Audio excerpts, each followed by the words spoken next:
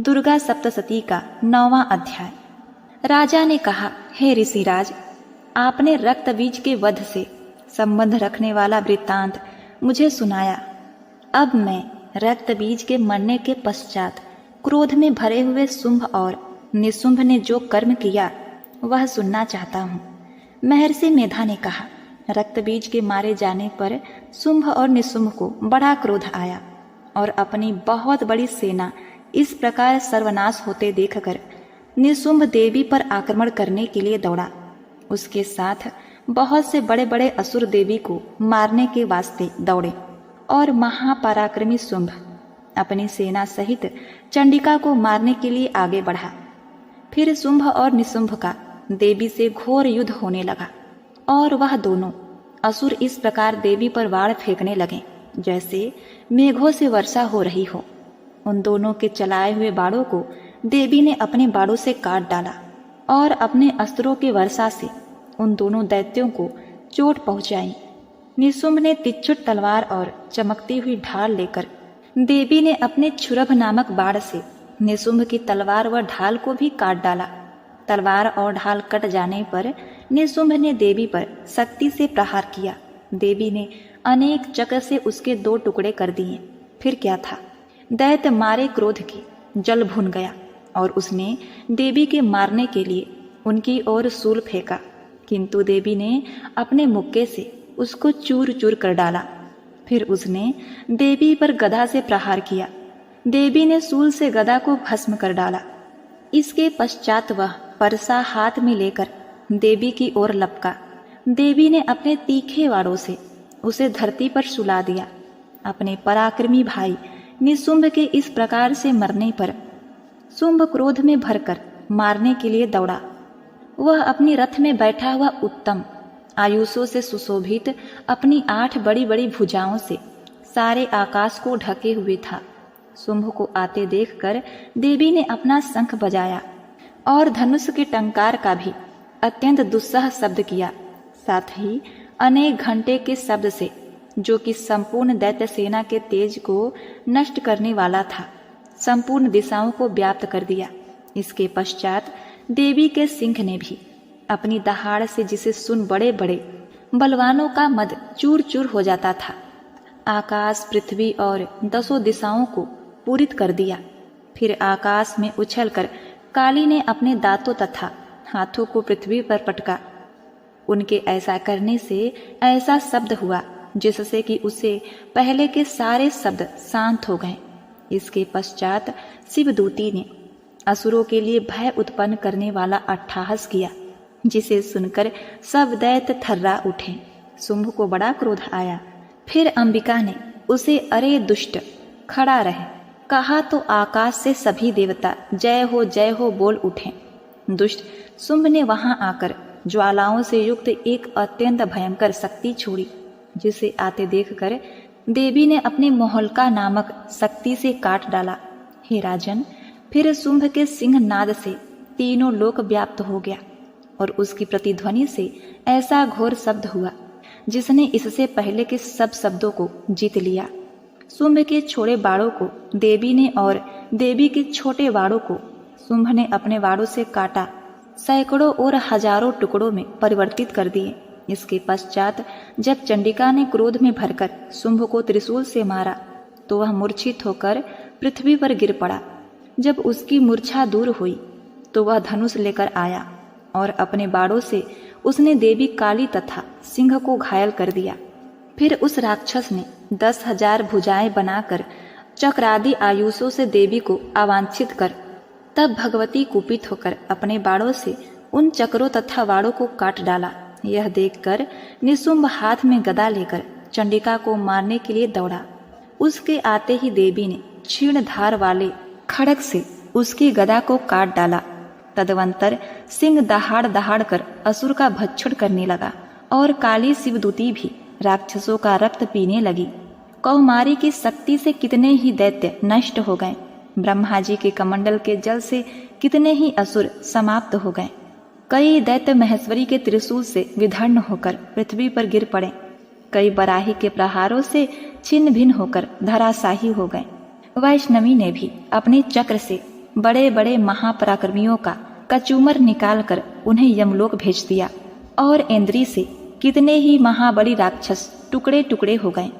कई दैत्य मारे गए, कई भाग गए, कितने ही काली शिवदूती और सिंह ने भक्षण कर लिए। 9वां अध्याय समाप्तः इति। प्रिय दर्शकों, आइए सुनते हैं दुर्गा सप्तशती का 10वां अध्याय। महर्षि मेधा ने कहा, हे राजन, अपने प्यारे भाई को मरा हुआ तथा सेना को नष्ट हुए देखकर क्रोध में भरकर दैत्यराज शुंभ कहने लगा, दुष्ट दुर्गे, तू अहंकार से गर्व मत कर, क्योंकि तू दूसरों के बल पर लड़ रही है। देवी ने कहा, हे दुष्ट, देख, मैं तो अकेली हूँ। इस संसार में मेरे सिवा दूसरा कौन है? यह सब मेरी शक्तियाँ हैं। देख, यह सब की सब मुझ में प्रविष्ट हो रही हैं। इसी के पश्चात ब्राह्मणी आदि सब देवियाँ उस देवी के शरीर में लीन हो गई और देवी अकेली रह गई। तब देवी ने कहा, मैं अपनी ऐश्वर्य शक्ति से अनेक रूपों में यहाँ उपस्थित हुई थी। उन सब रूपों को मैंने समेट लिया है। अब अकेले ही यहाँ खड़ी हूँ, तुम भी यहीं ठहरो। महर्षि मेधा ने कहा। तब देवताओं तथा राक्षसों के देखते देखते तथा शुंभ से भयंकर युद्ध होने लगा। अंबिका देवी ने सैकड़ों अस्त्र शस्त्र छोड़े। उधर दैत्यराज ने भी भयंकर अस्त्रों का प्रहार किया। देवी के छोड़े हुए सैकड़ों अस्त्रों को दैत्य ने अपने अस्त्रों द्वारा, इस प्रकार शुंभ ने जो अस्त्र छोड़े उसको देवी ने अपनी भयंकर हुंकार के द्वारा ही काट डाला। दैत्य ने जब सैकड़ों बाण छोड़कर देवी को ढक दिया तो क्रोध में भरकर देवी ने अपने बाणों से उसका धनुष नष्ट कर डाला। धनुष कट जाने पर दैत्य ने शक्ति चलाई, लेकिन देवी ने उसे भी काटकर फेंक दिया। फिर दैत्य ने चमकती हुई ढाल लेकर देवी की ओर दौड़ा, किंतु जब देवी के समीप पहुंचा तो देवी ने अपने तीक्ष्ण बाणों से उसकी चमकने वाली ढाल को भी काट डाला। फिर दैत्य का घोड़ा मर गया, रथ टूट गया, सारथी मारा गया। तब वह भयंकर मुदगर देवी पर आक्रमण करने के लिए चला। देवी ने अपने तीक्ष्ण बाणों से उसके मुदगर को भी काट दिया। इस पर दैत्य ने क्रोध में भरकर देवी की छाती में बड़े जोर से एक मुक्का मारा, तो देवी ने उसकी छाती में जोर से एक थप्पड़ मारा। थप्पड़ खाकर पहले तो दैत्य पृथ्वी पर गिर पड़ा, किंतु तुरंत ही वह उठ खड़ा हुआ। फिर वह देवी को पकड़कर आकाश की ओर उछाला और वहां जाकर दोनों में युद्ध होने लगा। यह युद्ध ऋषियों व देवताओं को आश्चर्य में डालने वाला था। देवी आकाश में दैत्य के साथ बहुत देर तक युद्ध करती रही। फिर देवी ने उसे आकाश में घुमाकर पृथ्वी पर गिरा दिया। दुष्ट आत्मा दैत्य पुनः उठकर देवी को मारने के लिए दौड़ा। तब उसको अपनी ओर आता हुआ देखकर देवी ने उसकी छाती विदीर्ण करके उसको पृथ्वी पर पटक दिया। देवी के त्रिशूल से घायल होने पर उस दैत्य के प्राण पखेरु उड़ गए और उसके मरने पर समुद्र द्वीप और पृथ्वी तक कांपने लग गई। तदवंतर उस दुष्ट आत्मा के मरने से समस्त जग प्रसन्न स्वस्थ हो गया तथा आकाश निर्मल हो गया। पहले तो उत्पात सूचक मेघ और उल्कापात होते थे, वह सब शांत हो गए। उसके मारे जाने पर नदियां अपने ठीक मार्ग से बहने लगी। संपूर्ण देवताओं का हृदय हर्ष से भर गया। गंधर्वड़ी सुंदर गान गाने लगे, गंधर्व बाजे बजाने लगे और अप्सराएं नाचने लगी। पवित्र वायु बहने लगी, सूर्य की कांति स्वच्छ हो गई। यज्ञशालाओं की बुझी हुई अग्नि अपने आप प्रज्वलित हो उठी तथा चारों दिशाओं में शांति फैल गई। 10वां अध्याय समाप्तः इति। प्रिय दर्शकों, अब आइए सुनते हैं दुर्गा सप्तशती का 11वां अध्याय। महर्षि मेधा कहते हैं, दैत्यों के मारे जाने पर इंद्र आदि देवता अग्नि को आगे करके कात्यायनी देवी की स्तुति करने लगे। उस समय अभिष्ट की प्राप्ति के कारण उनके मुख खिले हुए थे। देवताओं ने कहा, हे शरणागतों के दुख हरने वाली देवी, तुम प्रसन्न हो। हे संपूर्ण जगत की माता, तुम प्रसन्न हो। विश्वेश्वरी, तुम विश्व की रक्षा करो, क्योंकि तुम इस चर और अचर की ईश्वरी हो। हे देवी, तुम संपूर्ण जगत की आधार रूप हो, क्योंकि तुम पृथ्वी रूप में भी उपस्थित हो और अत्यंत पराक्रम वाली देवी हो। तुम विष्णु की शक्ति हो और विश्व की परम माया हो। इस संपूर्ण जगत को मोहित कर रखा है। तुम्हारे प्रसन्न होने पर ही यह पृथ्वी मोक्ष को प्राप्त होती है। हे देवी, संपूर्ण विद्याएं तुम्हारे ही हैं, जो कि भिन्न भिन्न रूप में हैं। इस जगत में जितने स्त्रियां हैं वह सब तुम्हारी ही मूर्तियां हैं। एकमात्र तुमने ही इस जगत को व्याप्त कर रखा है। तुम्हारी स्तुति किस प्रकार हो सकती है, क्योंकि तुम परम बुद्धि रूप हो और संपूर्ण प्राण रूप स्वर्ग और मुक्ति देने वाली हो। अतः इसी रूप में तुम्हारी स्तुति की गई है। तुम्हारी स्तुति के लिए इससे बढ़कर और क्या युक्ति हो सकती है। संपूर्ण जनों के हृदय में बुद्धि रूपी होकर निवास करने वाली स्वर्ग तथा मोक्ष प्रदान करने वाली है। नारायणी देवी, तुमको नमस्कार है। काला काष्ठ रूप आदि से अवस्थाओं को परिवर्तन की ओर ले जाने वाली तथा प्राणियों का अंत करने वाली नारायणी, तुमको नमस्कार है।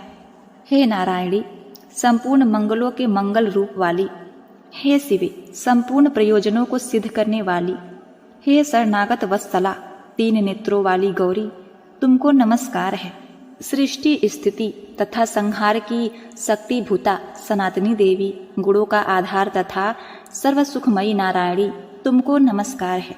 हे शरण में आए हुए शरणागतों, दीन दुखियों की रक्षा में तत्पर, संपूर्ण पीड़ाओं को हरने वाली नारायणी, संपूर्ण पीड़ाओं को हरने वाली हे नारायणी, से जुते हुए विमान पर बैठी हो तथा कुछ से अभिमंत्रित जल छिड़कती रहती हो, तुम्हें नमस्कार है। मायासुरी रूप से त्रिशूल, चंद्रमा और सर्पों को धारण करने वाली, हे महावृषक वाहिनी वाली नारायणी, तुम्हें नमस्कार है। मोरों तथा कुक्कुटों से घिरे रहने वाली, महाशक्ति को धारण करने वाली, हे कौमारी रूप धारणी निष्पाप नारायणी, तुम्हें नमस्कार है। हे शंख, चक्र, गदा और खड़ग, धनुष रूप आयुषों को धारण करने वाली वैष्णवी शक्ति रूपा नारायणी, तुम हम पर प्रसन्न हो, तुम्हें नमस्कार है। हे दांतों पर पृथ्वी धारण करने वाली बराह रूपड़ी कल्याणकारी नारायणी, तुम्हें नमस्कार है। हे उग्र नरसिंही रूप में दैत्यों को मारने वाली, त्रिभुवन की रक्षा में संलग्न रहने वाली नारायणी, तुम्हें नमस्कार है। हे मस्तक पर करीट और हाथ में महाध्वज धारण करने वाली, सहस्त्र नेत्रों के कारण वृत्तासुर के प्राण हरने वाली इंद्रिय शक्ति, हे नारायणी, तुम्हें नमस्कार है। हे शिवदूती रूप से दैत्यों के महामद को नष्ट करने वाली, हे मुख वाली मुंडमाला से विभूषित मुंड मर्दनी चामुंडा रूप नारायणी, तुम्हें नमस्कार है। हे लक्ष्मी, लज्जा, महाविद्या, श्रद्धा, पुष्टि, स्वधा, ध्रुवा, महारात्रि तथा महाविद्या रूपा नारायणी, तुमको नमस्कार है। हे मेधा, सरस्वती, सर्वकृष्ट, ऐश्वर्य रूपड़ी पार्वती, महाकाली, नियंता तथा ईसा रूपड़ी नारायणी, तुम्हें नमस्कार है। हे सर्वरूपी सर्वेश्वरी, सर्वशक्ति युक्त देवी, हमारी भय से रक्षा करो, तुम्हें नमस्कार है। हे कात्यायनी, तीनों नेत्रों से भूषित, यह तेरा सौमुख्य, सब तरह के डरों से हमारी रक्षा कर, तुम्हें नमस्कार है। हे भद्रकाली, ज्वाला के समान भयंकर, अति उग्र एवं संपूर्ण असुरों को नष्ट करने वाला तुम्हारा त्रिशूल हमें भयों से बचावे, तुमको नमस्कार है। हे देवी, जो अपने शब्द से इस जगत को पूरित करके दैत्यों के तेज को नष्ट करता है, वह आपका घंटा इस प्रकार हमारी रक्षा कर, जैसे कि माता अपने पुत्रों की रक्षा करती है। हे चंडिके, असुरों के रक्त और चर्बी से चर्चित जो आपकी तलवार है, वह हमारा मंगल करे, हम आपको नमस्कार करते हैं। हे देवी, तुम सब प्रसन्न हो तो संपूर्ण रोगों को नष्ट कर देती हो, अरु अवरुष्ट हो जाती हो तो संपूर्ण वांछित कामनाओं को नष्ट कर देती हो, और जो मनुष्य तुम्हारी शरण में आते हैं उस पर कभी विपत्तियां नहीं आती, बल्कि तुम्हारी शरण में गए हुए मनुष्य दूसरों को आश्रय देने योग्य हो जाते हैं। अनेक रूपों से बहुत प्रकार के मृत्युओं को धारण करके इस धर्मद्रोही असुरों को तुमने संहार किया है, वह तुम्हारे सिवा और कौन कर सकता था। 14 विद्याएं, 8 शास्त्र और 4 वेद तुम्हारे ही प्रकाश से प्रकाशित हैं, उसमें तुम्हारा ही वर्णन है। और जहाँ राक्षस, विषैले, सर्प, शत्रुगण हैं, वहाँ और समुद्र के बीच में भी तुम साथ रहकर इस विश्व की रक्षा करती हो। हे विश्वेश्वरी, तुम विश्व का पालन करने वाली विश्वरूपा हो, इसीलिए संपूर्ण विश्व को धारण करती हो, इसीलिए ब्रह्मा, विष्णु, महेश को भी वंदनीय हो। जो भक्ति पूर्वक तुमको नमस्कार करते हैं वह विश्व को आश्रय देने वाले बन जाते हैं। हे देवी, तुम प्रसन्न हो और असुरों को मारकर जिस प्रकार हमारी रक्षा की है, ऐसे ही हमारे असुरों से सदा हमारी रक्षा करती रहो। संपूर्ण जगत के पाप नष्ट कर दो और पापों तथा अनेक फल रूप देने वाली महामारी आदि बड़े बड़े उपद्रव को शीघ्र ही दूर कर दो। विश्व की पीड़ा दूर करने वाली देवी, शरण में पड़े हुए पर प्रसन्न हो। त्रिलोक निवासी की पूजनीय परमेश्वरी, तुम लोगों को वरदान दो। देवी ने कहा, हे देवताओं, मैं तुमको वर देने के लिए तैयार हूँ। आपकी जैसी इच्छा हो वैसा वर मांगो तो मैं तुमको दूंगी। देवताओं ने कहा, हे विश्वेश्वरी, त्रिलोक की निवासियों की समस्त पीड़ाओं को तुम इसी प्रकार हरती रहो, हमारे शत्रुओं को इसी प्रकार नष्ट करती रहो। वैवस्व मनवंतर के 28वें युग में 2 और महाअसुर शुंभ और निशुंभ उत्पन्न होंगे। उस समय मैं नंदगोप के घर से यशोदा के गर्भ से उत्पन्न होकर विंध्याचल पर्वत पर शुंभ और निशुंभ का संहार करूंगी। फिर अत्यंत भयंकर रूप से पृथ्वी पर अवतीर्ण वैप्रचित नामक दानवों का नाश करूंगी। उस भयंकर महाअसुरों का भक्षण करते समय मेरे दंत अनार के पुष्प के समान लाल होंगे। इसके पश्चात स्वर्ग में देवता और पृथ्वी पर मनुष्य मेरी स्तुति करते हुए मुझे रक्त दंतिका कहेंगे। फिर जब 100 वर्ष तक वर्षा नहीं होगी तो मैं ऋषियों की स्तुति करने पर आयोनिज नाम से प्रकट होंगी और अपने 100 नेत्रों से ऋषियों की ओर देखूंगी। अतः मनुष्य शताक्षी नाम से मेरा कीर्तन करेंगे। उसी समय मैं अपने शरीर से उत्पन्न हुए प्राणों की रक्षा करने वाले शकों तथा सब प्राणियों का पालन करूंगी और तब इस पृथ्वी पर शाक संभरी नाम से विख्यात होंगी। इसी अवतार में मैं दुर्गा नामक महाअसुर का वध करूंगी और इससे मैं दुर्गा देवी के नाम से प्रसिद्ध होंगी। उसके पश्चात जब मैं भयानक रूप धारण करके हिमालय निवासी ऋषियों महर्षियों की रक्षा करूंगी तब भीम देवी के नाम से विख्यात होंगी। और जब फिर अरुणा नामक असुर तीनों लोक को पीड़ित करेगा तब मैं असंख्य भ्रमरों का रूप धारण करके उस महादैत्य का वध करूंगी। तब स्वर्ग में देवता और मृत्यु लोक में मनुष्य मेरी स्तुति करते हुए मुझे भ्रामरी नाम से पुकारेंगे। इस प्रकार जब जब पृथ्वी राक्षसों से पीड़ित होगी तब तब मैं अवतरित होकर शत्रुओं का नाश करूंगी। 11वां अध्याय समाप्तः इति।